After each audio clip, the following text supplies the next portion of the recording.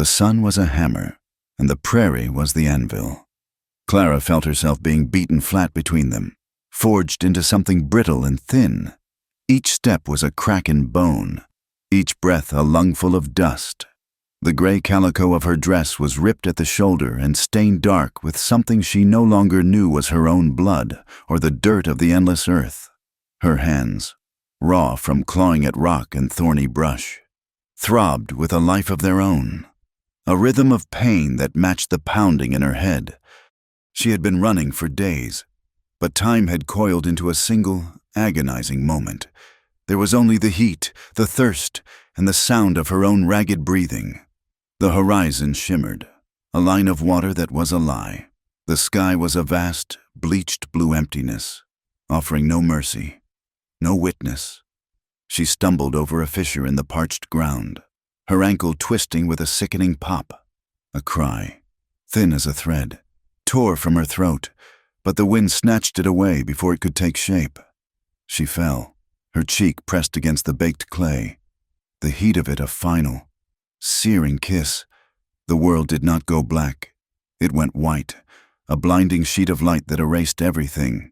Then, nothing. Eli found her beside the skeletal remains of what had once been a creek. He'd been tracking a lame coyote that had gotten too bold around his chickens, but the tracks vanished where the ground turned to stone. His gaze, accustomed to scanning for the slightest movement, caught on the patch of gray fabric, a smudge of color in the monotonous brown and gold of the landscape. At first, he thought it was a discarded blanket. Then he saw the pale tangle of hair and the unnatural stillness of a human form. He dismounted, the leather of his saddle groaning in the silence. Eli moved with a quiet economy born of years alone. His face was a map of the land he worked, weathered by sun and creased by a sorrow he never spoke of. He knelt beside her, his shadow falling over her face. She was young, younger than he'd expected. Her lips were cracked and blue, her skin hot to the touch. He saw the dried blood on her palms, the tear in her dress, and the angry, infected gash on her forearm. She was breathing, but barely, shallow sips of air that did not seem enough to sustain life. With a sigh that seemed to pull up something heavy from the bottom of his soul, he scooped her into his arms.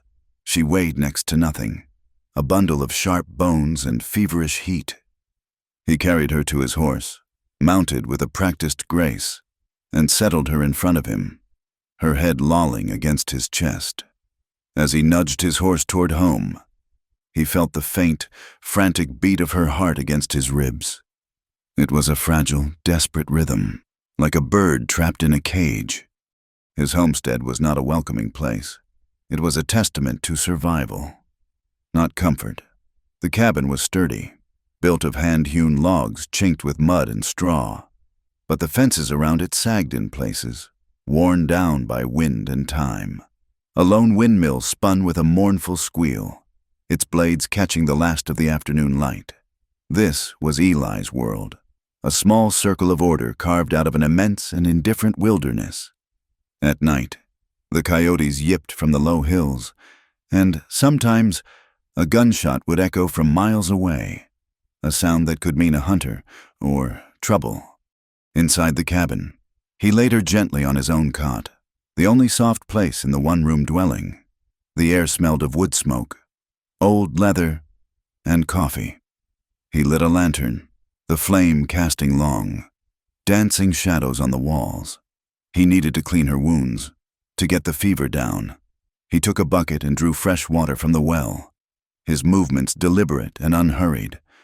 He returned to her side with a clean rag and a bowl of cool water. The gash on her arm was deep, festering with dirt and grit. He cleaned it first, his large, calloused fingers surprisingly gentle. But it was the dress that gave him pause. It was caked with mud and blood, and he knew he had to remove it to find the source of the bleeding and properly tend to her. His hands hesitated at the buttons on her bodice. It had been years since he had touched a woman. Years since Martha. The memory was a sudden, sharp ache, a ghost that lived in the corners of the cabin. He pushed it away. This wasn't about that. This was about keeping this stranger alive. He undid the small pearl buttons one by one. The fabric was stiff and fell away as he worked. He pulled the torn dress down over her shoulders, careful not to jostle her. He expected to find bruises, maybe a broken rib from her fall. He found them, dark purple shadows blooming across her skin. But there was more.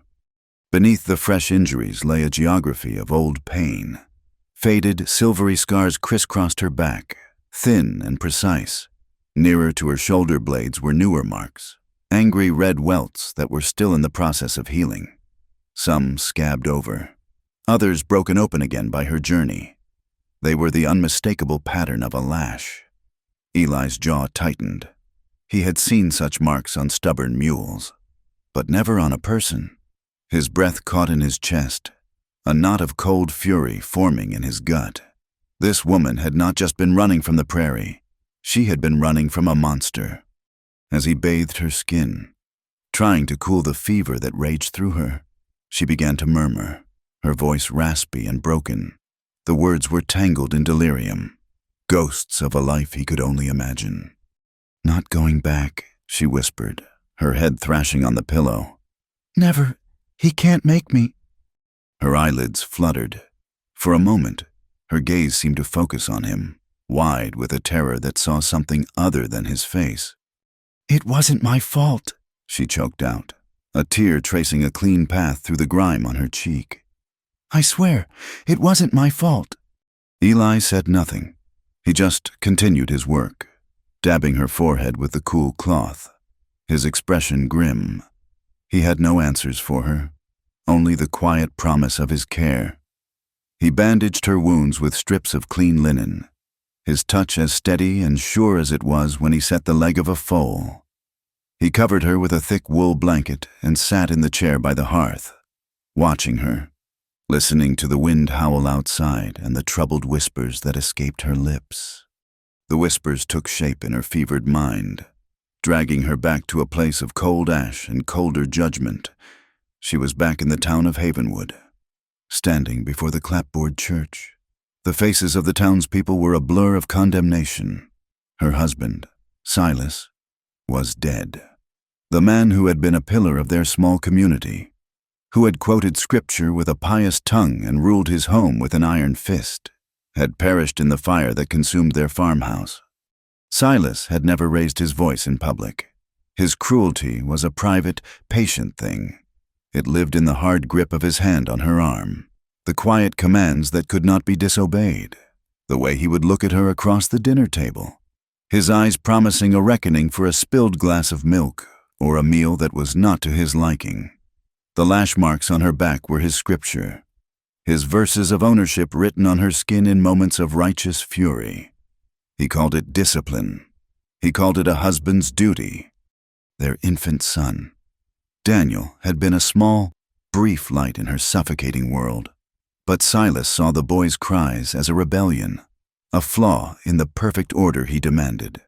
He saw Clara's love for the child as a devotion that belonged only to him.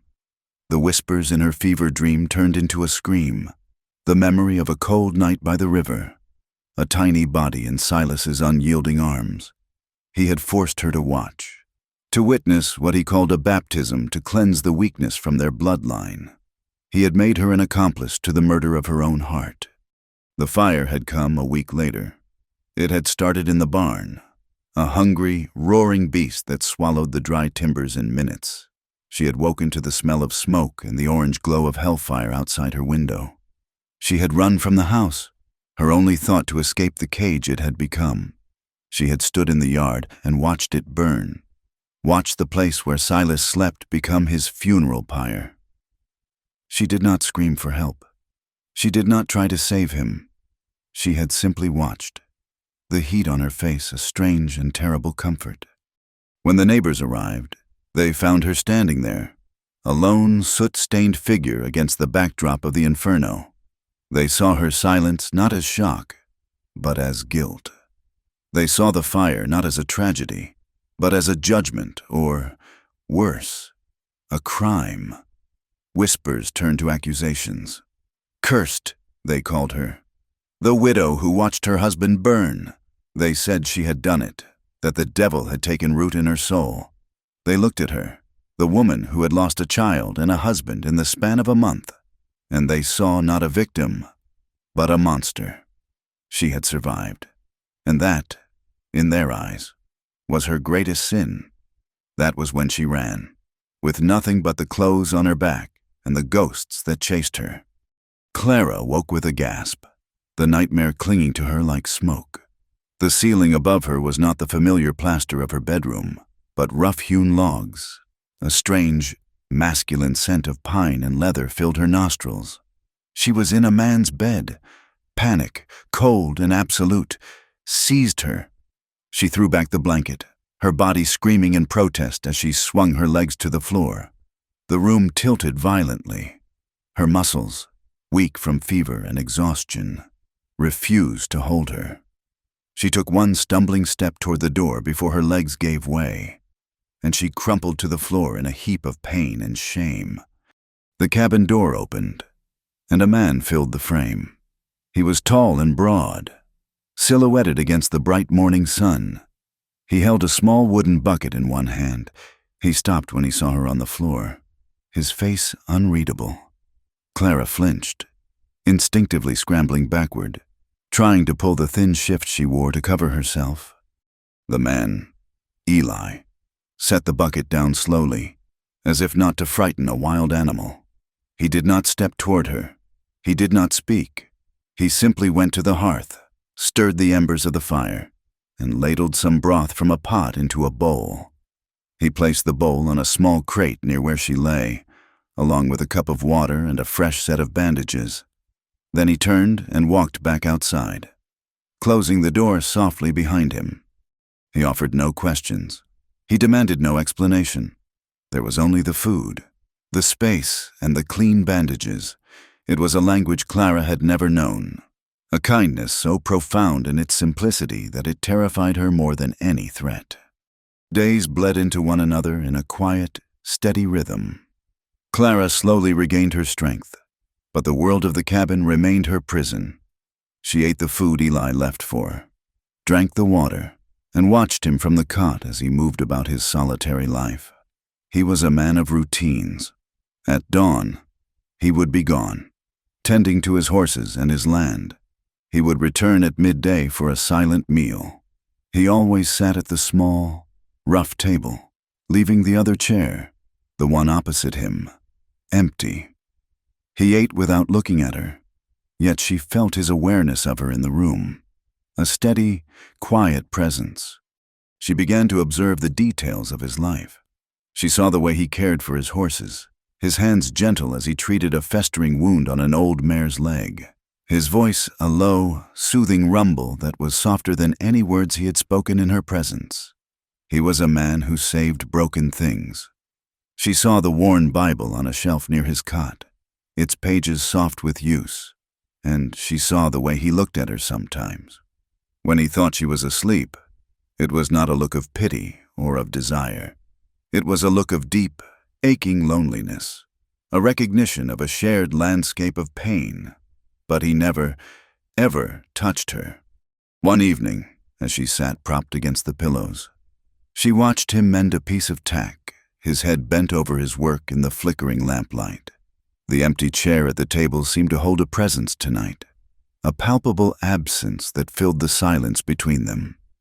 She knew, with a certainty that went bone deep, that he had lost someone. The knowledge was a strange comfort, a fragile thread of connection in her profound isolation. The healing of her body was a slow, painful process.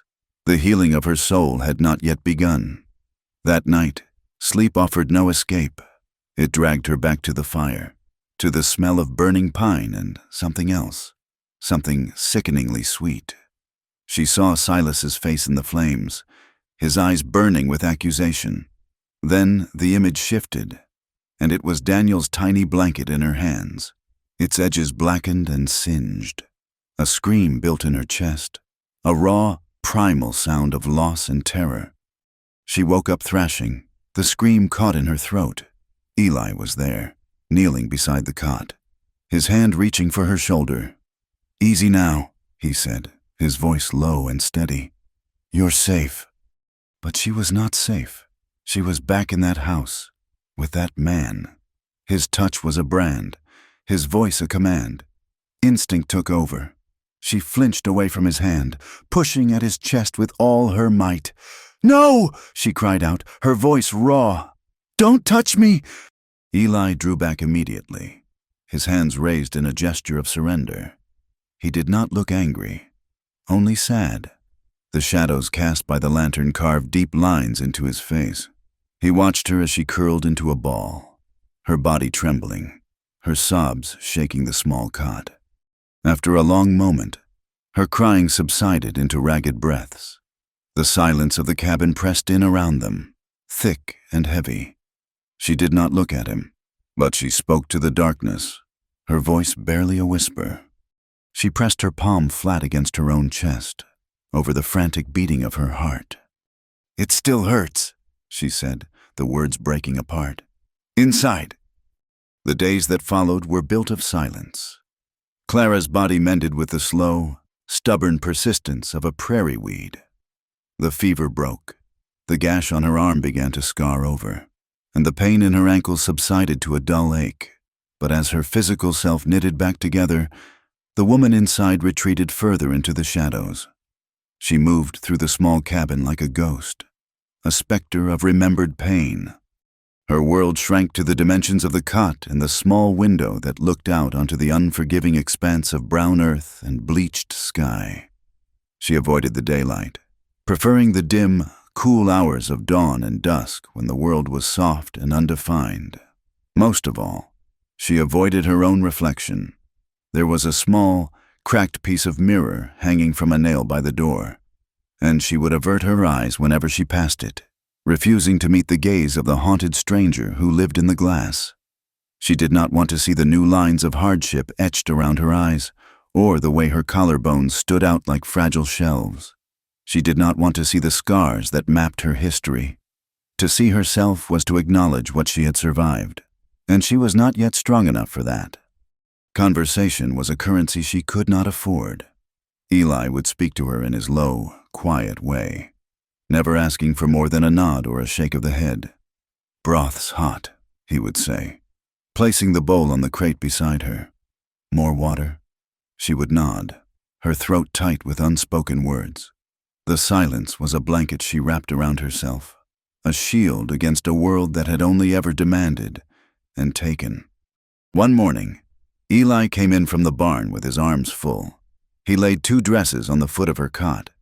They were not new. They were made of plain cotton, one a faded blue, the other a pale yellow, both sewn with small, neat stitches and strong seams meant to endure hard work and countless washings. They were clean and smelled faintly of lavender and sunshine. "Thought these might be better than that torn thing," he said, his gaze fixed on a point just over her head. They were my wife's, Martha's. She was smaller than you, but they ought to fit well enough." He had offered her a piece of his past, a garment of his grief. Clara stared at the dresses, at the simple, honest fabric. She imagined another woman wearing them, a woman who had lived in this cabin, who had sat in the empty chair, whose presence was a ghost in every corner. She saw the shape of Martha's body and the gentle wear at the elbows, the faint crease at the waist.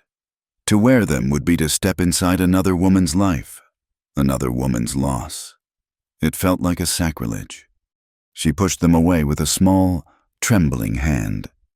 "No," she whispered, the first word she had spoken to him in days. Her voice was a rusty hinge. "I can't." Eli's face tightened almost imperceptibly. He looked down at the dresses, then back at her. He saw not ingratitude, but a deep, unyielding boundary. He nodded once, gathered the dresses back into his arms, and left the cabin without another word. The empty space he left behind was filled with the weight of things that could never be reclaimed. The outside world found its way to them a week later in the form of a traveling peddler named Silas, a cheerful, talkative man whose wagon was a rolling emporium of everything from tin pots to gossip. Eli saw the dust cloud from his wagon from a mile off and met him by the sagging fence line, his stance unwelcoming. He bought coffee and salt, his answers to Silas's friendly chatter clipped and short. Clara, drawn by the unfamiliar sound of a new voice, had crept to the cabin door, peering through the crack. She heard the peddler's voice carry on the dry wind. "Heard some dark news from Havenwood on my way through," Silas said, leaning against his wagon wheel. "Folks are all stirred up about that widow, the one whose husband, Silas Blackwood, burned up in that farmhouse fire. They say she's a bad one. Some say she practiced witchcraft, called down the fire herself. Others say she locked him in and ran. They're saying she's a murderess. The preacher's been preaching brimstone about her, and her husband's brother is offering a reward for any word of her." Eli's body went rigid. "That's so," he said, his voice flat and cold as river stone. "Sure is. Says she's cursed, lost her babe and her husband both. They say trouble follows that one like a shadow. Hope she never finds her way out here. This land's hard enough without inviting that kind of darkness." Eli threw the coins into the peddler's outstretched hand. "My salt," he said, his voice a low command. "I've got work to do." The peddler, sensing the sudden chill, quickly handed over the goods and scurried back to his wagon, flicking the reins and disappearing back into the shimmering heat. Clara shrank back from the door as if she had been struck. Murderous, cursed, the words were stones, and she could feel the bruises they left on her soul. The town's judgment was not a memory. It was a living thing, a hunting party that was still on her trail. She retreated to the cot, the silence of the cabin no longer a comfort, but a confirmation of her isolation. From that day on, a subtle shift occurred. Clara began to move. She could no longer bear the confines of the cot, the echo of the peddler's words in the small room. She started with small chores, tentative steps back into the world of the living. She collected eggs from the henhouse, her hands gentle as she lifted the warm, smooth shells from the scratchy straw. She fed the chickens, scattering the grain and watching the birds peck and flutter. Their simple, greedy lives a strange comfort. She took to mending Eli's things, a rip in his shirt, a saddle strap that was coming undone. Her stitches were small and neat, the needle a familiar tool in her hand. It was quiet work, useful work. It was a way of paying her debt without having to speak. She still kept her distance. She would leave the mended items on the table for him to find. They ate their meals in the same consuming silence. But now she sat at the table, in the chair that was not Martha's, and she studiously avoided the barn. She knew he had moved his bedroll there, giving her the privacy of the cabin. The barn was his sanctuary, the place he went to be alone with his tools and his animals and, she suspected, his memories. It was his space, and she would not intrude. The invisible line between the cabin and the barn was the boundary of their strange, unspoken arrangement. The storm came without warning one late afternoon. The sky, which had been a clear, relentless blue, turned a bruised purple-gray in the space of an hour. The air grew thick and heavy, charged with a restless energy that made the hair on Clara's arms stand on end. The first crack of thunder was a cannon shot that seemed to split the sky in two. And then the rain came, a solid, blinding sheet of water that turned the dusty yard into a churning sea of mud. A flash of lightning illuminated the world in a stark, skeletal white, followed instantly by a deafening roar of thunder. From the barn came the terrified whinny of a horse, a sound of pure panic. Clara's head snapped up. Through the wall of rain, she could see the silhouette of Eli struggling with the corral gate, trying to get the spooked horses into the safety of the barn. Another flash of lightning, closer this time, struck a lone cottonwood tree on the ridge, and the horses screamed, rearing and plunging against the fence. Something inside Clara broke free. It was not a thought, but an instinct. She did not think about her thin shift, her bare feet, or the fear that had been her constant companion. She ripped the cabin door open and ran out into the deluge. The cold mud sucked at her bare feet, and the rain plastered her shift to her skin in an instant. She ran toward the chaos, her only thought for the terrified animals. Eli saw her coming, his face a mask of shock under the brim of his soaked hat. "Get back inside," he yelled, his voice nearly swallowed by the wind and rain. But she ignored him. She reached the fence, her small frame drenched and trembling, and slipped through the rails.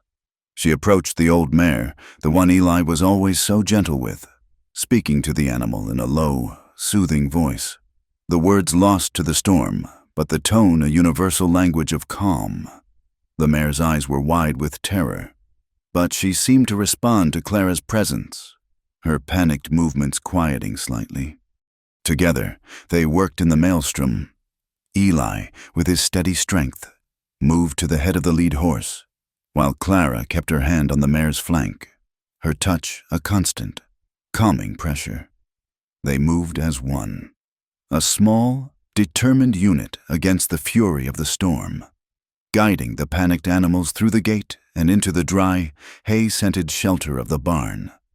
Once the last horse was inside and the heavy barn door slid shut, the roar of the storm was muffled to a distant drumming. The only sounds were the nervous stomping of the horses, the rain on the roof, and their own ragged breathing. They stood there in the lantern light, dripping, gasping for air, covered in mud. Eli looked at her, truly looked at her. For the first time, he saw not the fragile, broken woman from the creek bed, but a fierce, determined spirit. Her hair was plastered to her face. Her shift was soaked through and practically transparent, clinging to the sharp lines of her body. She was shivering, not from fear, but from the bone-deep cold. "You're freezing," he said, his voice rough with an emotion she couldn't name. He turned and pulled a thick wool blanket from a hook on the wall. "You need to get out of that wet dress." He held the blanket open, and she stepped toward him, her teeth chattering. Her fingers were numb, fumbling with the wet buttons of her shift. "I can't," she stammered, her hands shaking too much. He stepped closer, the space between them suddenly shrinking, charged with the energy of the storm outside. "Here," he said softly. He reached out, and his large, warm fingers brushed against hers as he took over the task, undoing the small, stubborn buttons. His touch was firm, practical, but where his knuckles brushed the cold, wet skin of her chest, a jolt went through her, a warmth that had nothing to do with the blanket. He worked with a focused intensity, his gaze lowered. When the last button was undone, he gently peeled the wet fabric from her shoulders. His hands were calloused and rough, but his touch was incredibly gentle. For a long, breathless moment, his hands rested on her bare shoulders. Their eyes met in the flickering lantern light. Time seemed to slow, to hang suspended in the hay-scented air. It was too long for a simple act of help, too long for a gesture between strangers. It was a moment of pure, unvarnished awareness. He quickly pulled away, clearing his throat, and wrapped the thick, dry blanket around her, tucking it in securely. He turned from her and built a small fire in the pot-bellied stove that stood in the corner of the barn. The flames caught quickly, casting a warm, orange glow that pushed back the shadows. Clara stood by the fire, wrapped in the blanket, feeling the warmth begin to seep into her chilled body. She stared into the dancing flames, the chaotic energy of the fire mirroring the tumult inside her. The memory of his touch lingered on her skin. It was not a touch of ownership or command. It was hesitant, gentle, almost reverent. It was terrifying. She spoke to the fire, her voice so soft he almost didn't hear it over the rain. "He used to do things," she said, her gaze lost in the flames. "Things that made my body obey before my heart ever wanted to." The words hung in the air between them, a confession of a pain so deep it had reshaped her world. Eli, who had been adding a log to the stove, froze. He understood what she was not saying. He felt a surge of white-hot fury toward the man who had done this to her, followed by a wave of something else, a fierce, protective tenderness that was so intense it stole his breath. He looked at her, huddled in his blanket, her face illuminated by the fire, and he felt a powerful, undeniable pull, a desire that was tangled up with a profound ache to soothe her, to somehow erase the scars he couldn't see. He was instantly, deeply ashamed. What kind of man was he, to feel desire for a woman so wounded, so vulnerable? He turned away abruptly, putting his back to her, and gripped the edge of a workbench, his knuckles white. Clara saw his movement as a rejection.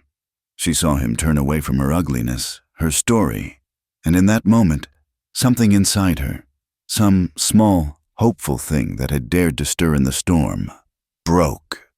She reached out a trembling hand, her fingers barely brushing the fabric of his wet shirt. "Eli," she whispered.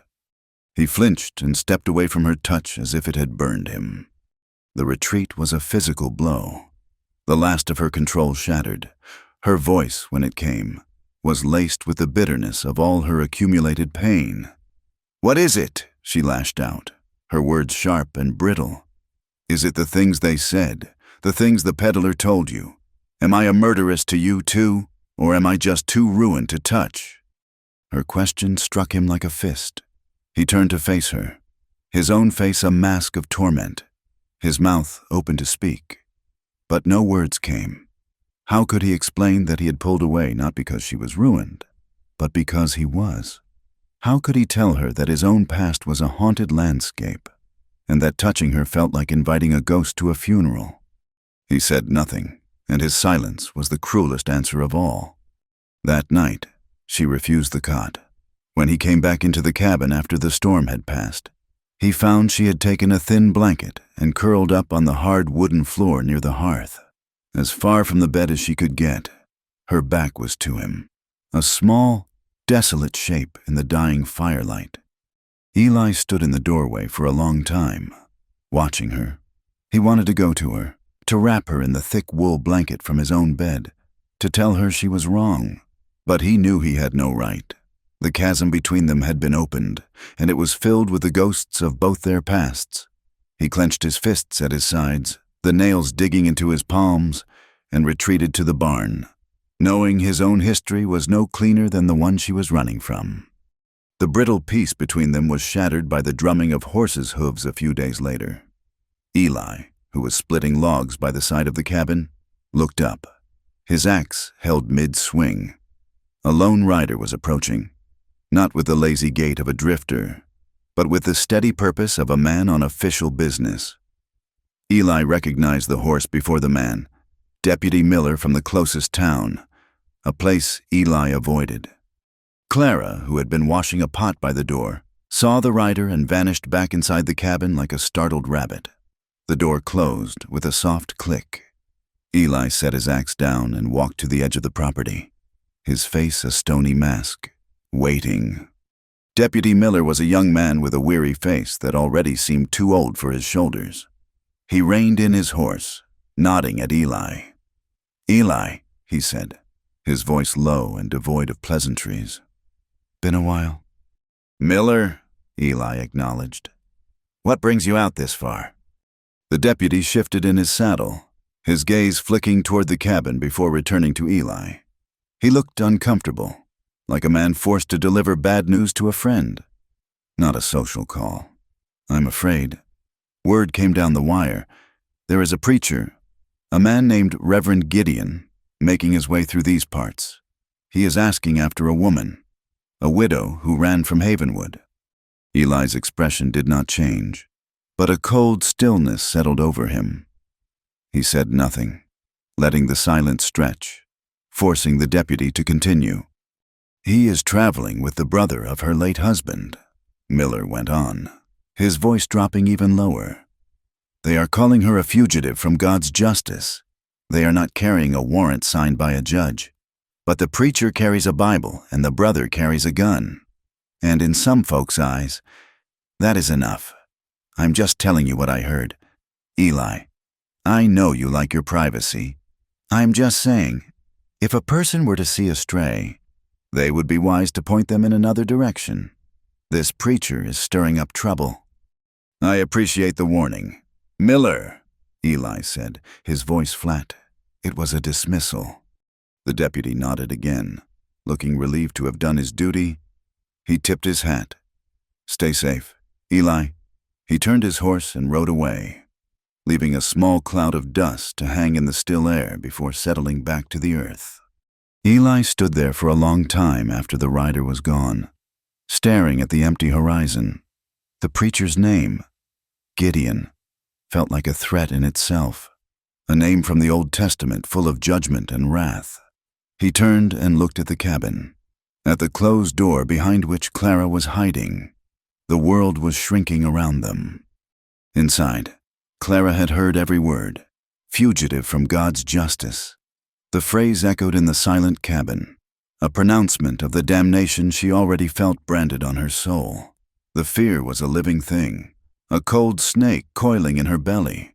But alongside the fear, a different feeling began to smolder, a hot, bitter spark of defiance.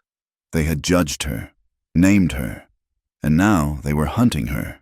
They wanted to drag her back and put her on display, a cautionary tale of a wicked woman.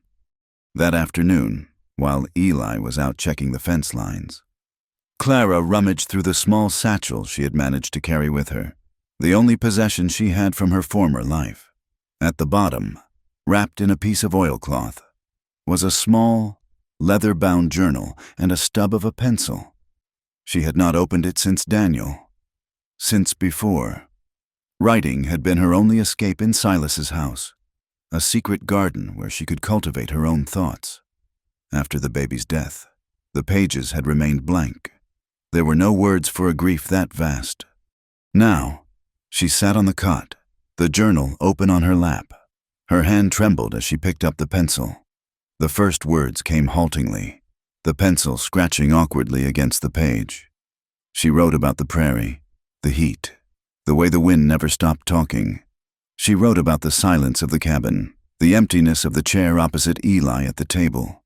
She did not write about the past, not yet, but the act of forming the letters, of watching her own thoughts take shape on the page, felt like an act of reclamation. It was a small, quiet declaration that she was still here, that the woman they were hunting had a voice, even if no one but her would ever hear it.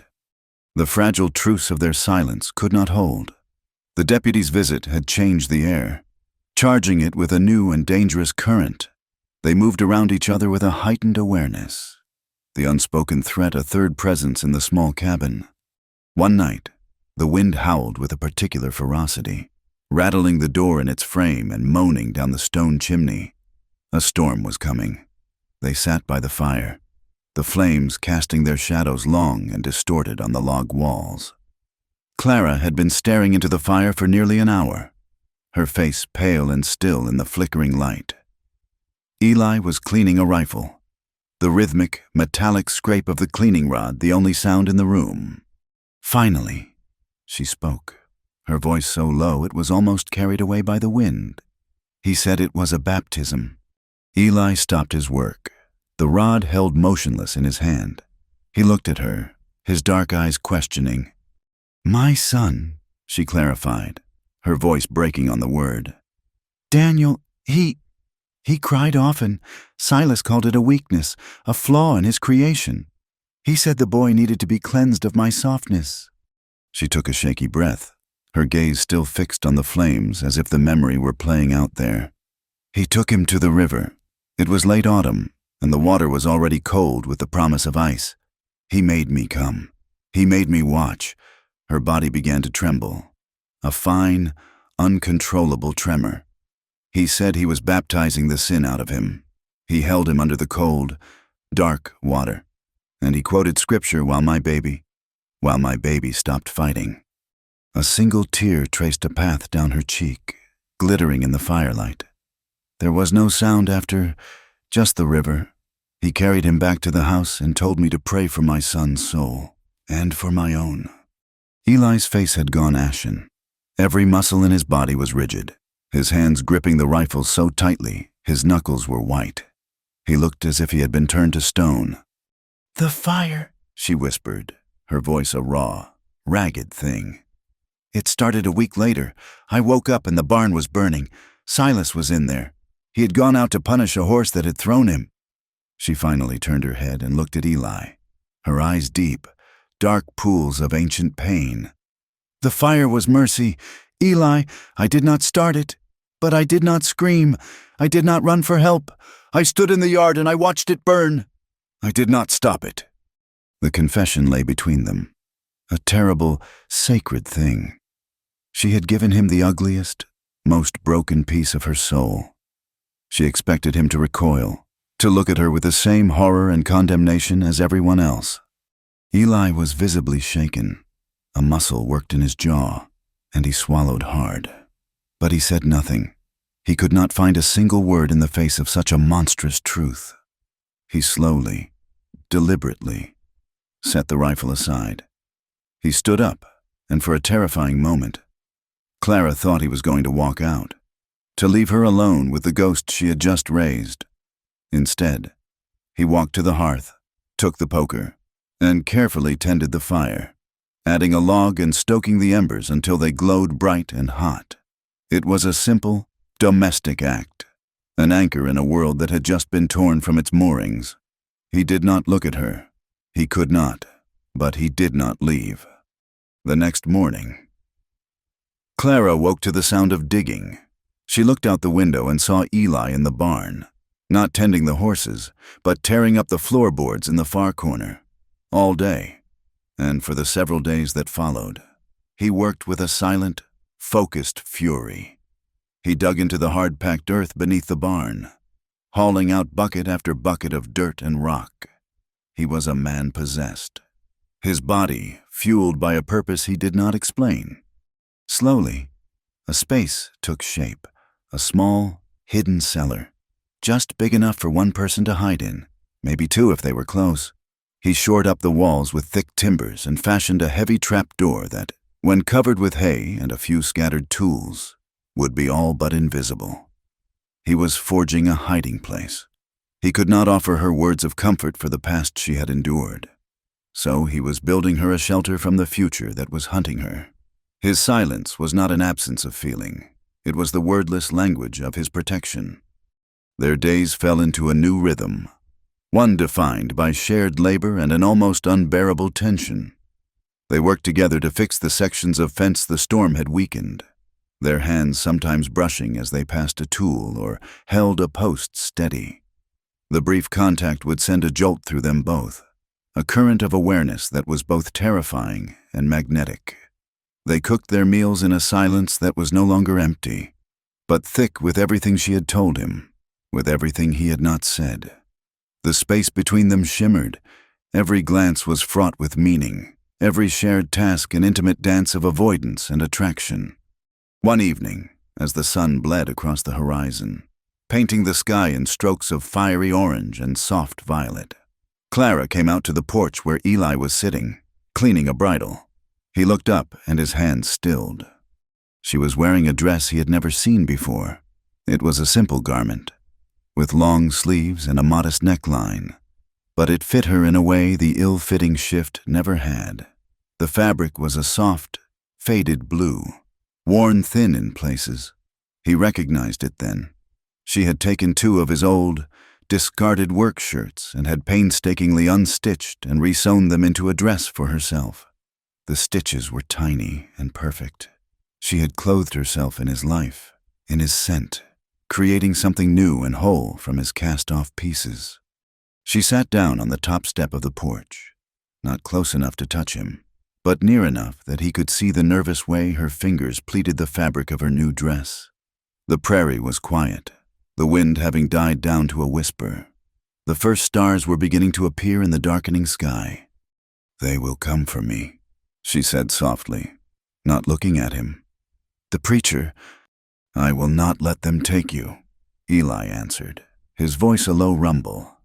She finally turned to look at him, her eyes luminous in the twilight. There was a vulnerability in her gaze that made his heart ache. "I am not asking you to love me, Eli," she whispered, her voice trembling slightly.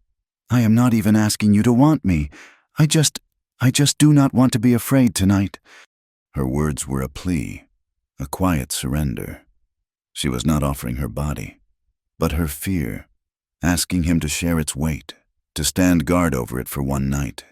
He looked at her, at the proud, desperate set of her jaw, at the way the fading light caught in her hair, and he knew he was lost.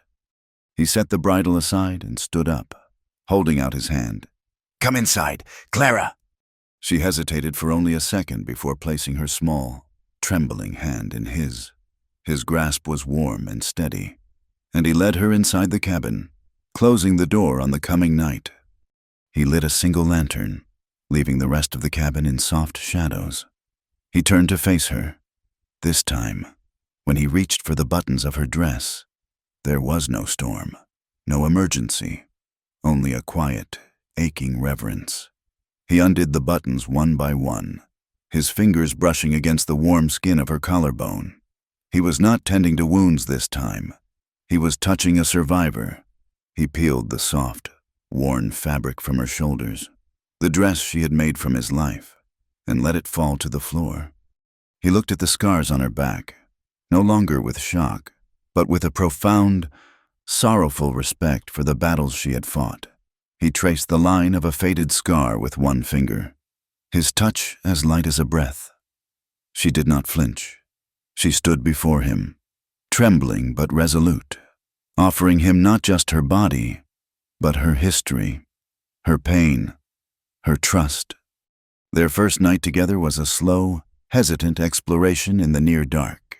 It was charged with the weight of everything they had never said, every shared silence, every stolen glance. His touch was a question, her response a fragile answer. It was a conversation spoken in a language of skin and breath, of trembling hands and gentle seeking. It was an act not of passion, but of profound communion. Two lonely, wounded souls finding a moment of shelter in one another's arms. It did not end in a crescendo of ecstasy, but in the quiet, shuddering release of tears. She wept silently against his chest, not for sadness, but for the sheer, overwhelming relief of being held, of being safe, of not being alone in the dark. She woke just before dawn, curled in the warmth of his arms. Sometime in the night, he had pulled the blanket over them both. She lay still, listening to the steady beat of his heart beneath her ear. For the first time in longer than she could remember, she had slept without nightmares. She slipped from the bed, careful not to wake him, and pulled on her shift. As the first pale light of morning filtered through the window, she saw him stir. He sat up, running a hand through his hair, and for a moment, his eyes met hers across the room. A flicker of something, confusion, wonder, fear, passed through his gaze before he quickly looked away. She turned and went to the hearth to stir the embers, her own heart pounding a nervous, uncertain rhythm. When she glanced back, he was dressed and standing by the stove, his back to her, busying himself with making coffee, his movements stiff and deliberate. She woke to find him cooking, unable to look her in the eyes. The night had changed everything, but the morning had solved nothing. The morning after was a landscape of quiet devastation. The cabin, which had offered a fragile sanctuary in the night, now felt small and confining, each log seeming to press inward. They moved around each other in a careful, clumsy orbit, their new intimacy a raw, unhealed wound between them. Eli's inability to meet her gaze was a wall he built with every clatter of the coffee pot, every slice of bread he cut with meticulous, unnecessary precision. Clara, wrapped in her shift, felt the ghost of his touch on her skin, a warmth that now fought with the cold chill of his avoidance.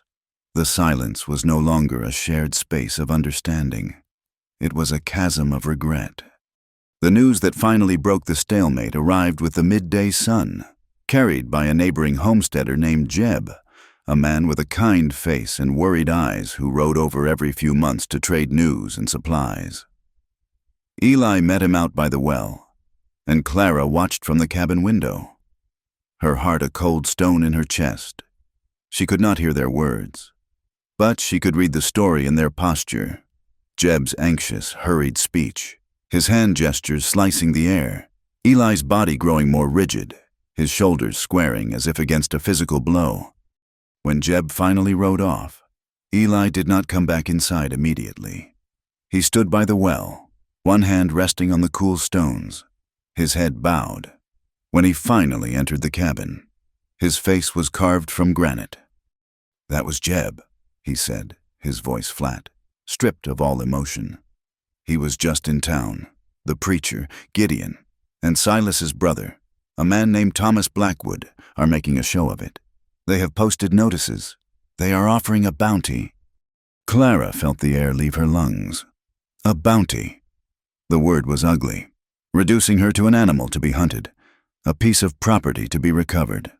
It was no longer just a matter of whispers and judgment. It was a price on her head. $50, Eli continued, his gaze fixed on the floor.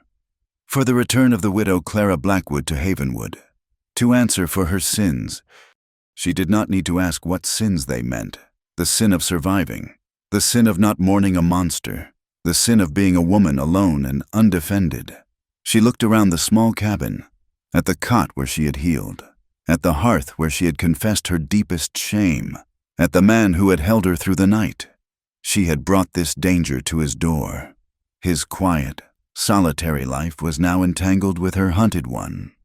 Without a word, she turned and began to gather her few things. The journal, the dress she had made, the worn shift she had arrived in. She moved with a desperate, quiet efficiency. She would not be the storm that destroyed this small harbor of peace. Eli watched her, his expression unreadable. "What are you doing?" "I am leaving," she said, her voice a low, tight thread. She did not look at him. She could not bear to see the pity, or, worse, the relief in his eyes. "They are hunting me. They will not stop until they find me. I will not have them find me here. I will not bring them to you." She moved toward the door, her small bundle clutched in her hand. He stepped in front of her, blocking her path. He was not touching her, but his presence was a solid, unmovable wall. "No," he said.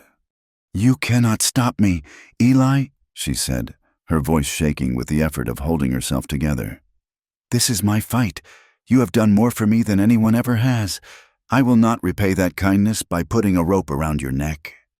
"And where will you go?" he demanded, his voice finally cracking, a fissure in the stone. "Back to the prairie? You nearly died out there once. You think you will last a day? They will find you, or the coyotes will—" "It does not matter," she whispered, tears blurring her vision. "It is better than them finding you with me." He reached out then, his hands closing over her upper arms. His grip firm but not harsh. He forced her to look at him, and what she saw in his eyes was not pity or relief, but a fierce, desperate anger. "I did not save you from dying just to watch you disappear," he said, his voice raw with a pain that seemed to rip through him. "I did not pull you from that creek bed and watch you breathe again just to let you walk back into the wilderness to die. You are not leaving." His words were not a request, they were a declaration. He was not protecting his home, he was protecting her. The realization struck her with the force of a physical blow, leaving her breathless and trembling in his grasp. He was chaining himself to her fate, and she did not know if it was the kindest or the cruelest thing he could have done. A visitor of a different sort arrived 2 days later. Clara saw her coming from a long way off, a lone figure in a faded calico dress and sunbonnet, walking with the determined stride of a woman who knew the land. She was carrying a small basket. As she drew closer, Clara recognized her as Sarah, Jeb's wife, a woman she had only seen from a distance. Eli was out on the far pasture, mending a fence. Clara was alone. Her first instinct was to hide, but there was nowhere to go. She stood by the cabin door, her hands clenched in the fabric of her dress, and waited. Sarah stopped a few feet away, her face kind but etched with a deep, weary sorrow that seemed common to the women of this land. "I am Sarah," she said, her voice soft. "My husband, Jeb, he told me about the bounty. I brought you some preserves and some thread." She held out the basket. Clara took it numbly. "Thank you." Sarah's eyes, a faded blue like a well-worn sky, scanned Clara's face, taking in her youth, the fear in her posture. "You have to be careful," she said, her voice dropping to a near whisper. "The preacher was in town. He speaks of hellfire and a woman's duty. He makes it sound like you are a disease that has escaped and needs to be cleansed." "I did nothing wrong," Clara said, the words a hollow defense she barely believed herself. Sarah gave a small, sad smile that did not reach her eyes. "It does not matter what you did, child. It only matters what they say you did, and what you are. A widow. A woman alone. They see a woman without a man to own her, and they see a vacant plot of land, ready to be claimed or condemned." Her gaze drifted past Clara, toward the cabin, toward the signs of Eli's life that were everywhere. "And you are with him." The way she said it, him, was freighted with meaning. "Eli is a good man," Sarah continued, "but he is a ghost in this county. He keeps to himself. Folks here have long memories. They remember the fire. They remember his wife. Martha." She leaned in closer, her voice barely audible. "They will never let you start over here. Not with him, not with that name you carry. They will look at the two of you, a cursed widow and a haunted man, and they will see proof of the devil's work. You cannot build a life on top of two graves. This place will not let you." She squeezed Clara's arm gently. "I am not saying this to be cruel. I am saying it because I have seen what this land does to women who do not fit. It grinds them down to dust. If you have a chance to run, you should take it." With that, she turned and walked away, her small figure slowly shrinking against the vast, indifferent landscape.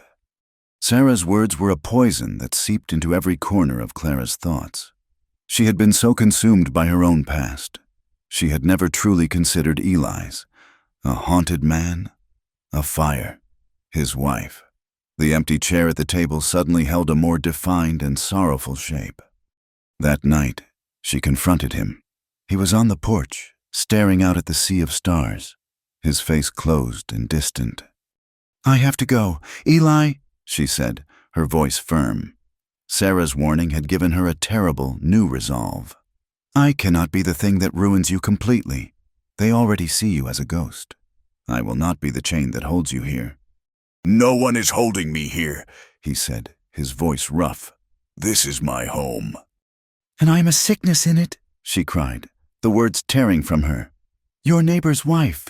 She warned me. She told me what they say about you. About the fire. About Martha.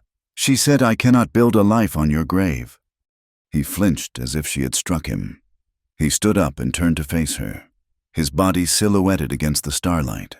The silence between them was vast and deep, full of the ghosts of two fires, two pasts, two unspoken shames. She had offered him an escape, a chance to cut her loose and save himself. "It was not my grave," he said finally, his voice a low, ragged whisper that seemed to be pulled from the deepest part of him. "It was hers." He finally looked at her, and in the faint starlight, she could see the torment in his eyes, the raw pain of a confession that had been held in for years. Martha, she was not happy here. This land, this silence, it ate at her, while I was away on the long cattle trails, trying to earn enough to build a life for us. She found comfort elsewhere, with other men. The words were stark, brutal. Clara felt a pang of sympathy for the man he had been, the man returning home after months on the trail, only to find his home was not his own. "The last time I came back," he continued, his voice thick with memory, "the trail had been hard. I had been gone almost a year. I was a day's ride out when I saw the smoke against the sky. I rode like a madman. When I got here, the barn was gone, just a smoldering ruin. The cabin was untouched." He took a shaky breath. "They found two bodies in the ash, hers and a drifter who had been working at a nearby ranch. The sheriff said it looked like a lantern had been knocked over. An accident." He turned away from her then, looking back out at the darkness. Everyone felt sorry for me. The poor man who lost his wife in a tragic fire. They brought me food. They offered their condolences. They called it a tragedy. He fell silent for a long moment. Clara waited, her own breathing seeming to stop. But it was not a tragedy for me, he admitted, the words barely audible. When the sheriff told me she was dead, the first thing I felt was not grief, it was not sorrow. He turned to face her again, his face a mask of self-loathing. I was relieved. The confession hung in the air, a twin to her own. The fire was mercy. She had made my life a quiet hell of shame and pretense, he said, his voice breaking. And when she was gone, I was free. I felt no grief, only the guilt of not feeling it. I buried an empty box in the churchyard for the town to see, and I came back here and I have lived with that truth every day since. He looked directly into her eyes, his own shining with unshed tears. And that shame is worse than any crime. In that moment, she understood everything. His solitude, his silence, the way he had looked at her scars not with judgment, but with recognition. They were not a cursed widow and a haunted man. They were the same person, forged in different fires. She did not say anything. She simply reached out and took his hand and led him from the porch, away from the cabin, toward the dark, sheltering space of the barn. Inside, with only a single lantern casting a golden glow, the smell of hay and leather enveloped them. He was trembling, the confession having left him utterly exposed. She led him to a pile of clean hay in an empty stall and pulled him down to sit beside her. He finally let go, his body slumping forward, his head in his hands, his shoulders shaking with silent, racking sobs. She wrapped her arms around him, holding him as he had held her, offering not words, but the simple, solid comfort of her presence. He wept for the man he had been, for the wife he had not loved, for the years of silence and shame. When his tears subsided, he sagged against her, his body heavy with exhaustion. Clara leaned her head against his, her own tears beginning to fall, a quiet baptism for their shared truths. I still feel him, she whispered into the darkness, the words a poison she had to let out. In my dreams, in my own skin, I still feel what he made me do, what he made me watch. It is like a stain on my soul that will not wash out. He pulled back then, his hands coming up to cup her face, his thumbs gently wiping the tears from her cheeks. His gaze was intense, fierce, burning with a new and desperate clarity. All the shame, all the hesitation, was gone, burned away by their confessions. Then let me give you something that is yours, he said, his voice low and guttural with emotion. Not his, not mine, yours. Their second night together was nothing like the first. It was not a gentle seeking of comfort. It was a raw, desperate claiming. It was a fire, not of destruction, but of purification. When he kissed her, it was not with hesitant reverence, but with a hungry, desperate need that she met with her own. This was not about obedience or submission. It was a battle, a glorious, raging fight to reclaim their own bodies, their own souls, from the ghosts that had haunted them. Every touch was a defiance of the past. Every caress was an erasure of an old pain. Pain and desire blurred into a single, overwhelming sensation, a feeling so intense it was almost unbearable. They were not two broken halves trying to become whole. They were two survivors forging something new and unbreakable in the crucible of their shared past. It was a desperate, affirming act of life in the face of so much death. In the dark, warm space of the barn, they were not a widow and a widower, not cursed and haunted. They were just Clara and Eli, and for the first time, that was enough. They lay tangled in a pile of hay and blankets as the first hint of dawn began to creep through the cracks in the barn walls. A fragile peace had settled over them, the quiet that follows a violent storm. His arm was draped protectively over her, her head nestled in the hollow of his shoulder. For the first time, the future did not feel like a threat, but a possibility. Then came the sound, a sharp, authoritative knock on the cabin door. It was not the knock of a neighbor or a peddler. It was the sound of judgment, of the world they had forgotten finding them again. Eli was on his feet in an instant, pulling on his trousers, his body tense. Clara sat up, clutching a blanket to her chest, her heart hammering against her ribs. They looked at each other across the dim space. The peace of the night shattered. Another knock, louder this time, followed by a man's voice, clear and cold in the dawn air, a voice that carried the weight of absolute certainty. "In the name of the Lord and the good people of Havenwood," the voice boomed. "Open this door. We have come for the woman." The knock was a splinter of sound in the quiet dawn. Eli was on his feet in a flash, his body a shield between the door and where Clara sat, clutching a blanket in the hay. The peace of the night evaporated, replaced by the cold, metallic taste of fear. He moved toward the barn door, grabbing a heavy pitchfork that leaned against the wall. Get in the cellar, he said, his voice a low, urgent command. now. Clara, go!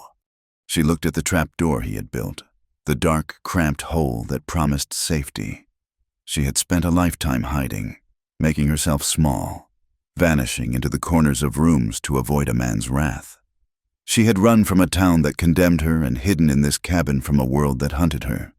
But in the warm, hay-scented darkness of the barn, held in the arms of a man who saw her scars and did not turn away, something had broken open.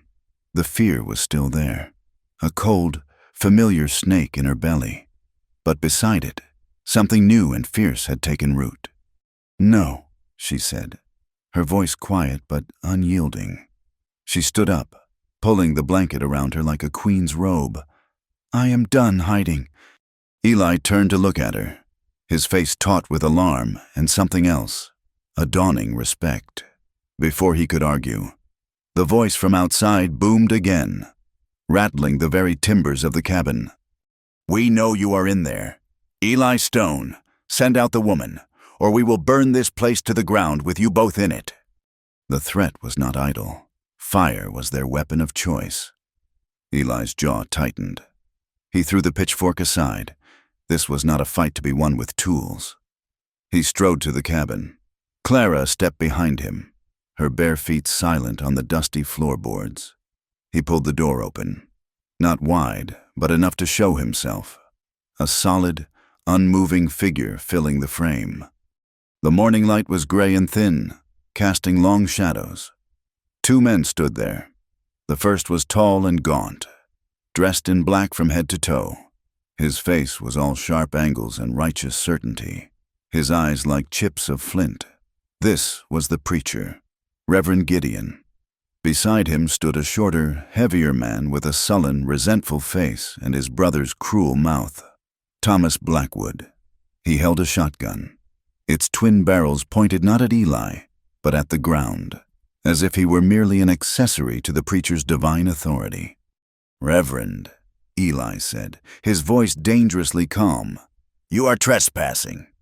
"There is no trespass when doing the Lord's work," Gideon declared, his voice ringing with theatrical piety.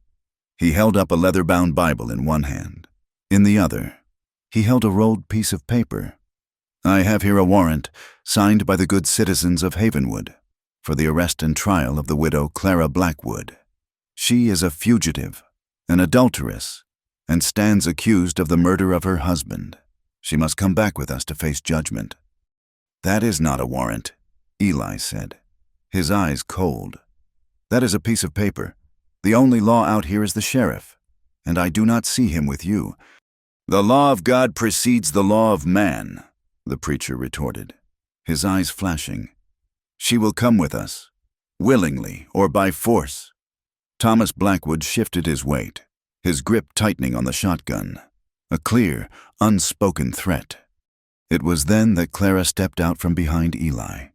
She had pulled on the blue dress she had made from his shirts, a quiet armor.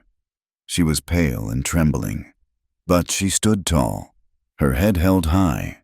The two men stared, Gideon with a look of triumphant vindication, Thomas with a flicker of shock and hatred. "I will go with you," Clara said. The men looked surprised by her quick capitulation. Eli shot her a sharp, questioning look, but she kept her eyes fixed on the preacher. "I will come back to your town. I will stand before your people, but I will do so on one condition." The preacher raised a skeptical eyebrow. "The guilty do not make conditions."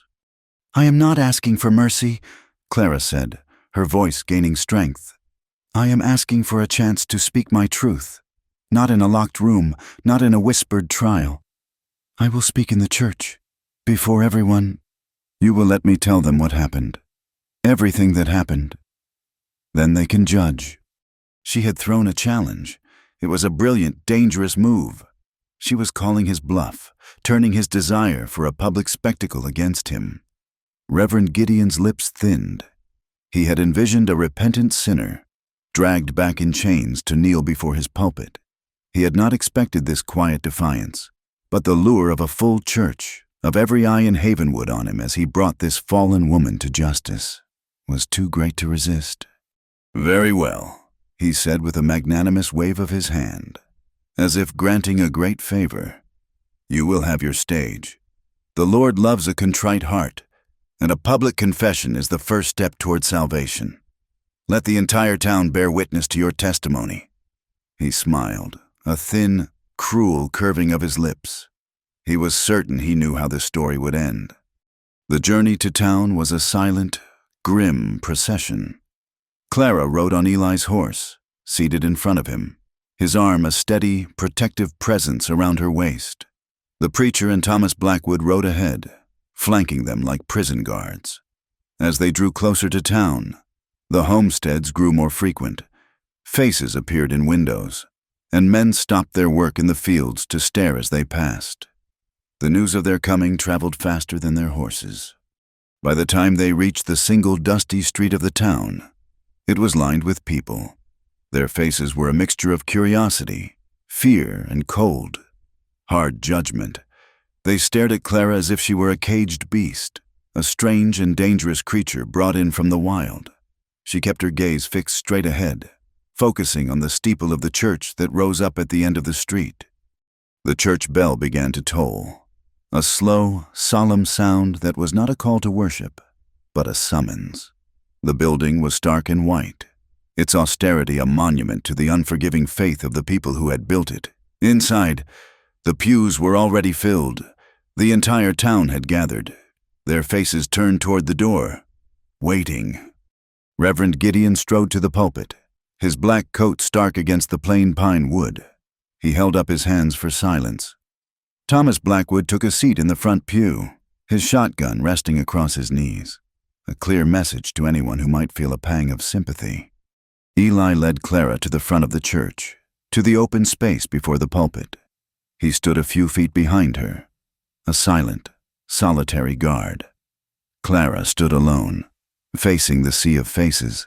She saw them all, the women who had whispered about her at the general store, the men who had respected Silas for his piety and his wealth, the children whose eyes were wide with a morbid curiosity.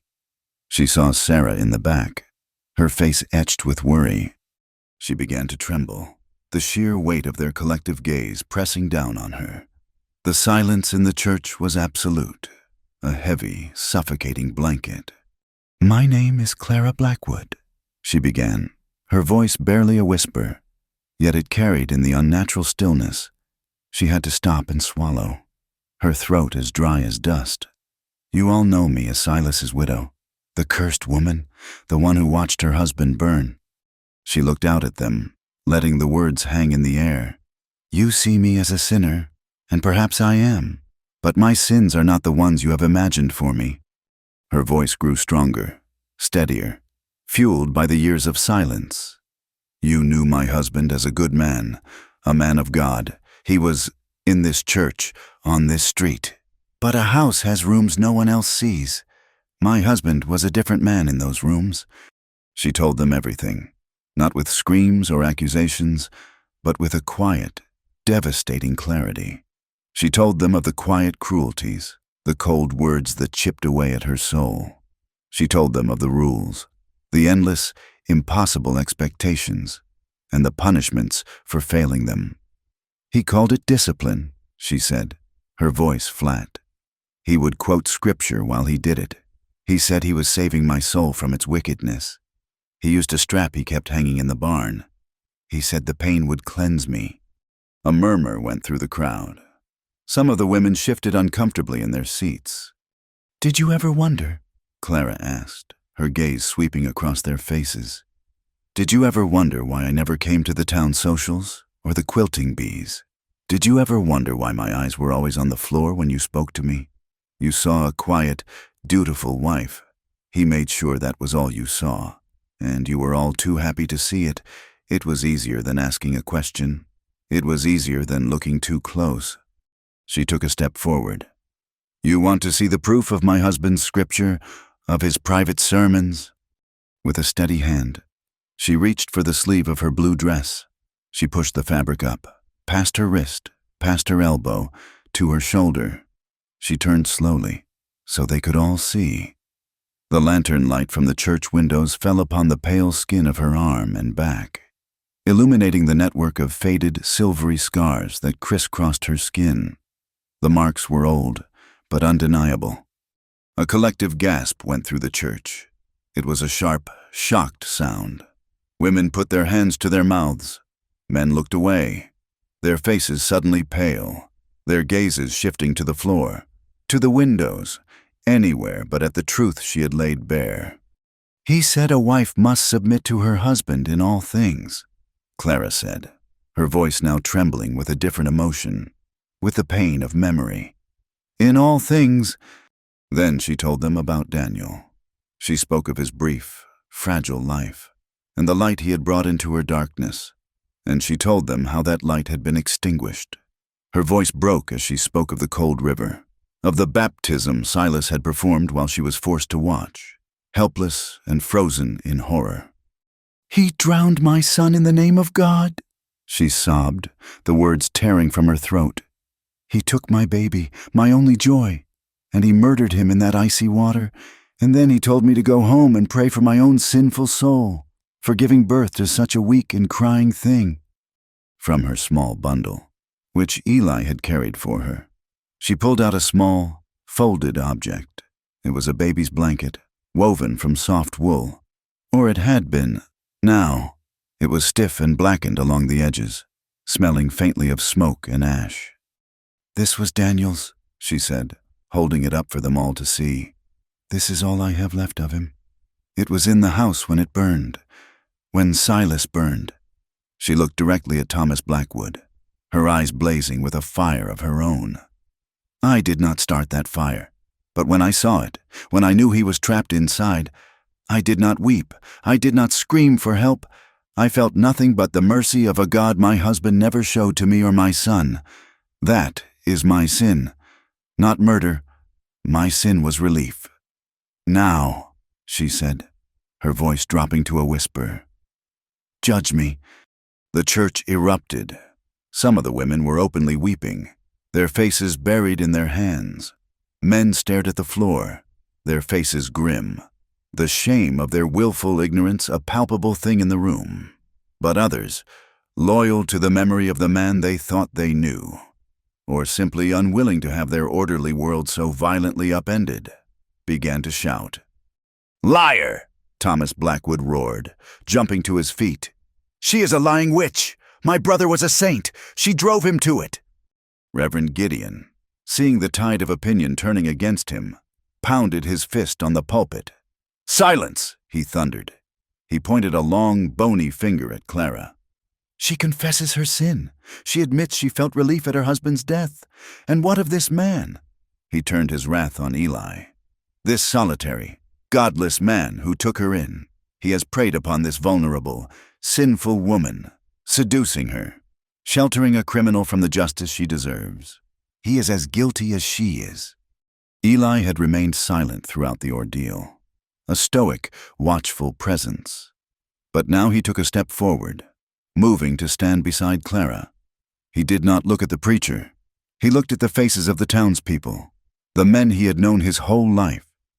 "It is a crime to save a woman from freezing to death on the prairie?" he asked, his voice low but carrying to every corner of the room.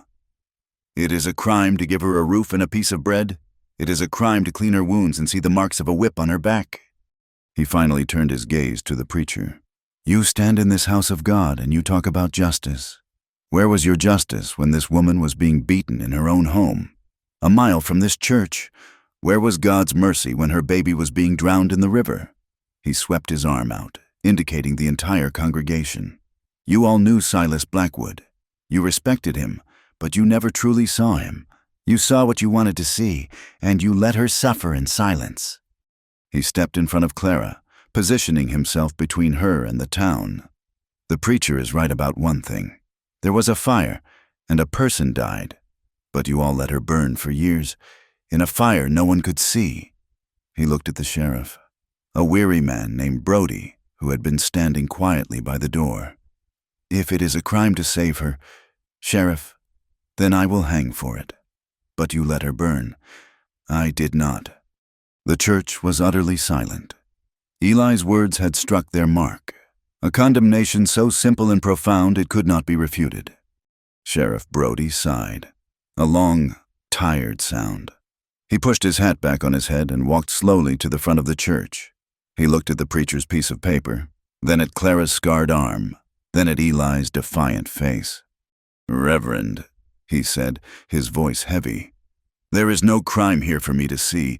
There is only a town's worth of sorrow and secrets. I will not be arresting anyone today." He looked pointedly at Thomas Blackwood. "And I suggest you take your brother's memory and your gun and go home." Reverend Gideon's face was purple with rage. He had been publicly defeated, his moral authority shattered. He sputtered, speechless for a moment, then grabbed his Bible from the pulpit and stormed down the aisle and out of the church, his righteous fury turning to bitter, humiliated shame. Thomas Blackwood, his face a mask of impotent fury, followed him out. That night, back at the homestead, they sat on the porch in the gathering dusk. The air was cool and clean. The ordeal was over, but the quiet that had settled over them was not one of peace, but of profound exhaustion. Then they saw a lantern, a small point of light bobbing in the distance, coming toward them. It was Sarah. She did not say a word. She walked up to the porch, placed a loaf of freshly baked bread and a dozen eggs on the top step, gave Clara a long, meaningful look, and then turned and walked back into the darkness. Soon after, another light appeared, and then another, one by one, or in small, silent groups. The people of the town came. No one spoke. They left small offerings on the porch steps, a jar of milk, a few candles, a thick wool blanket, a small bag of flour. They were offerings of quiet support, of apology, of a shame they could not speak aloud. It was not forgiveness. It was not acceptance. It was a truce. When the last of them had gone, Clara looked at the small pile of gifts, her eyes shining with tears. "They still look at me like I am cursed," she whispered, her voice thick with emotion. Eli reached over and took her hand, his fingers lacing through hers, a firm, solid anchor in the dark. "Let them," he answered, his voice a low, steady rumble. "We have survived worse." The gifts left on the porch were a silent testament, a fragile bridge built between the homestead and the town. They were consumed, used, and appreciated in the quiet rhythm of the days that followed. But the peace they purchased was an uneasy one. The ghosts of Havenwood had been faced, but not banished. Clara and Eli existed in a space between condemnation and acceptance, a kind of purgatory under the vast, watchful sky. They had each other, and for now, that was the only country they belonged to. One evening, they were sitting on the porch steps, watching the stars begin their slow, cold burn across the indigo canvas of the night. The silence between them was no longer the tense, brittle thing it had once been. It was a comfortable wait, a shared blanket against the lonely howl of the prairie wind. Eli had been whittling a piece of wood, the shavings falling in soft curls around his boots. He set the wood and his knife aside with a quiet finality. "This land," he began, his voice a low rumble, directed at the darkness more than at her. "It is all I have. It is not much. The soil is hard, and the water is sometimes fickle, but it is mine." He paused, gathering his thoughts, which he spent as carefully as coins. "I am not a young man. A horse could kick, a snake could bite. There are 1,000 ways for a life to end out here. If something were to happen to me, the land would go to the state. They would sell it off. You would have nothing. You would be alone again." Clara turned to look at him, his profile a rugged silhouette against the starlight. She understood where his words were leading, but she remained silent, letting him find his own path. "We should get married," he said. The words were plain, unadorned, stripped of all romance. He said them the way he might say, "We should fix that fence post. If we are married, the deed would pass to you. You would be secure. You would have a place, a home that is yours, by law." He was offering her a contract, a deed, a wall of legal protection. He was not offering her his heart, not in words. He was offering her the only thing he truly owned, the earth beneath their feet. A sound escaped Clara's lips, a sound she had not made in years. It was a soft, watery laugh, born of tears and a profound, aching tenderness. Tears welled in her eyes, blurring the sharp points of the stars into soft, shimmering blooms. She saw the truth of his offer.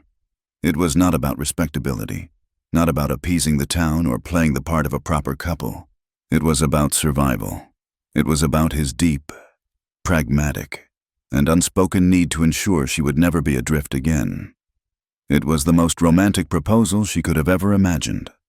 She reached out and laid her hand on his arm, feeling the solid warmth of him through his worn shirt. "Eli Stone," she whispered, her voice thick with unshed tears and the ghost of her laugh. "You want to give a haunted house to a haunted woman?" He finally turned to look at her, and in the dim light, she saw the faintest hint of a smile touch the corners of his mouth. "Seems fitting," he said. Their wedding day was as stark and beautiful as the land itself. There was no white dress, no flowers, no congregation. There was only the vast, blue emptiness of the sky and the ceaseless whisper of the wind through the prairie grass. Sheriff Brody rode out, his duty face set in its usual weary lines, but with a flicker of something like approval in his eyes. He stood on the porch, the legal document resting on a porch rail, and read the simple, binding words. Eli, dressed in a clean shirt, his hair damp and combed, stood beside Clara. She wore the blue dress she had made, her hands clutching a single, stubborn prairie wildflower she had found growing by the well. They did not exchange rings. They did not have them. They exchanged a look, a long, deep look that spoke of fires and scars, of shared silence and desperate confessions. When the sheriff asked them if they would take each other, their "I will" was spoken not to him, but to each other. A solemn vow made under the witness of the sun and the wind. Sheriff Brody signed the paper. Eli made his mark. And then Clara, her hand guided by Eli's, wrote her new name for the first time, Clara Stone. The sheriff folded the paper, handed it to Eli, tipped his hat, and rode away, leaving them alone with their new and quiet reality. They began to rebuild. The burned-out skeleton of the old barn had been a constant, grim reminder of a past that haunted them both. Together, they tore it down, timber by timber, char and ash mingling with the dust, and together, they raised a new one. They worked from sunup to sundown, their movements falling into a comfortable, practiced rhythm. He would saw the thick pine beams, the scent of fresh-cut wood, a clean, hopeful smell that overpowered the old memory of smoke. She would be there to help him lift them into place, her slight frame surprisingly strong, her determination a match for his own. The sound of his hammer striking nails was a steady, percussive heartbeat, the sound of them building a future, one nail at a time. Clara took it upon herself to bring color to the homestead. She found wildflower seeds at the general store on a rare trip to town with Eli. The townspeople were polite, distant, but no one stared with open hostility anymore. They treated her with a cautious respect, the way one might treat a tamed wolf. She was Mrs. Stone now, a title that rooted her, gave her a place in their rigid order. She planted the seeds in the hard-packed earth around the porch. For weeks, nothing happened. Then, after a series of gentle spring rains, the first green shoots appeared. And then, the color came. A riot of Indian paintbrush, their tips a fiery red-orange, delicate bluebonnets that mirrored the color of the sky, cheerful yellow sunflowers that turned their faces to the east each morning. The prairie still howled, and the horizon was still a long, lonely line. But now, when Clara stepped onto her porch, she was greeted by a defiant tapestry of life and color. Her home was no longer just a shelter. It was becoming beautiful. Her own healing was a quieter, more private cultivation. The ghost of her son, Daniel, was a constant presence, not a terrifying specter anymore, but a gentle, aching sorrow. She needed a way to speak to him, to tell him the things a mother needs to say. She began to write him letters. She would take her journal and pencil down to the dry creek bed where Eli had found her. That spot, once a place of near death, had become a sanctuary for her. She would sit on a smooth, sun-warmed rock, and she would write. She told Daniel about the new barn, and the way the morning light looked coming through the new timbers. She told him about the wildflowers, and how the bees buzzed around them. She told him about Eli's hands, how they could be strong enough to raise a barn beam, yet gentle enough to soothe a nervous horse. She wrote of the life she was living, sharing its small, quiet beauties with the child she could not share it with. When a letter was finished, she would fold it carefully, tuck it under a particular flat, white stone, and leave it for the wind and the rain and the earth to read. It was a ritual of mourning, but also a ritual of life. It was her way of being a mother still. The physical intimacy between them had been a cautious, tender thing since their wedding. They slept in the same bed, his body a warm, solid presence in the night that kept the nightmares at bay. But a thin, invisible wall of hesitation remained. They had come together in desperation and confession. They had not yet learned to come together in simple, uncomplicated joy. One night, as a full moon bathed the prairie in a soft, ethereal silver, they lay in bed, the cabin quiet around them. Clara was tracing the patterns of his scars on his back, the old wounds that mapped his own hard life. He was so still she thought he might be asleep. She took his large, calloused hand and guided it to her chest, pressing his palm flat against her heart so he could feel its steady, rhythmic beat. "It still hurts inside?" she whispered to the moonlit darkness, her voice thick with a truth that was as much a part of her as her own bones.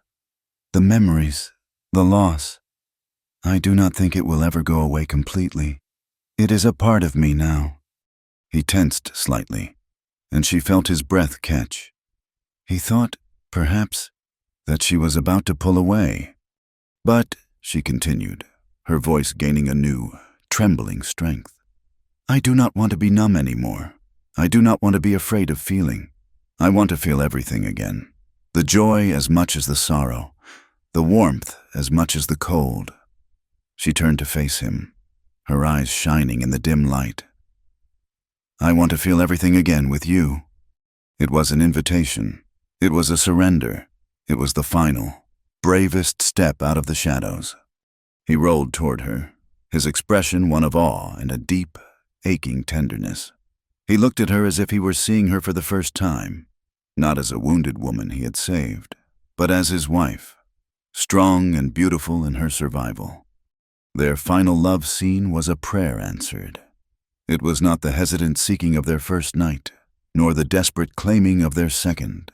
It was a slow, deliberate act of love, layered with the quiet ache of their pasts and the deep, unshakable trust they had forged in the fire. His touch was no longer a question, but a knowing. He explored her body not as a landscape of wounds, but as a testament to her strength. He kissed her scars, not with pity, but with reverence. And she, in turn, met him with an open, fierce passion that had been buried for years. She was not a victim, not a survivor, but an active, willing participant in her own pleasure, in their shared joy.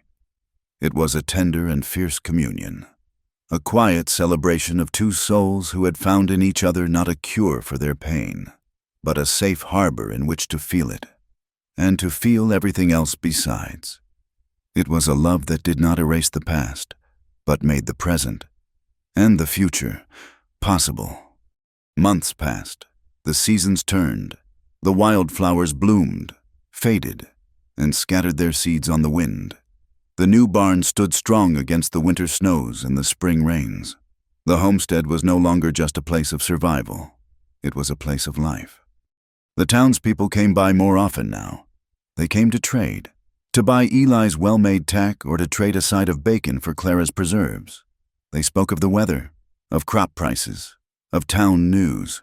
They would watch as the neighbor children, who sometimes came with their parents, would chase butterflies in the field near the cabin, their laughter a bright, cheerful sound against the constant whisper of the wind. No one ever called her the widow anymore. She was Clara, Mrs. Stone, a part of the landscape, as fixed and accepted as the windmill that spun in the breeze. In the closing scene, a late summer afternoon was drawing to a close, the sun casting long, golden fingers across the prairie. Clara stood on the porch, her simple dress fluttering in the gentle wind. She was watching the horizon, a familiar ritual. In the distance, a lone rider appeared, a dark, steady shape against the setting sun. Eli was coming home. He rode into the yard, dismounted, and looped the reins over the hitching post. He walked up the porch steps, his boots making a soft, solid sound on the wood. He was tired, dusty from a day's work, but his eyes, when they met hers, were full of a quiet, abiding peace.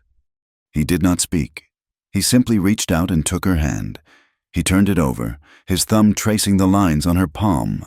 Then, with a gesture of profound and simple devotion, he lifted her hand to his lips and pressed a soft kiss to her knuckles. He looked into her eyes, a lifetime of understanding passing between them in that silent gaze. "You never needed saving, Clara," he said, his voice a low, steady rumble that was the truest thing she had ever heard. "Just someone who would not leave." Thank you for listening to our story. Please comment with where you are listening from to connect with fellow fans. And be sure to subscribe to the Wild West Campfire channel and share your thoughts in English.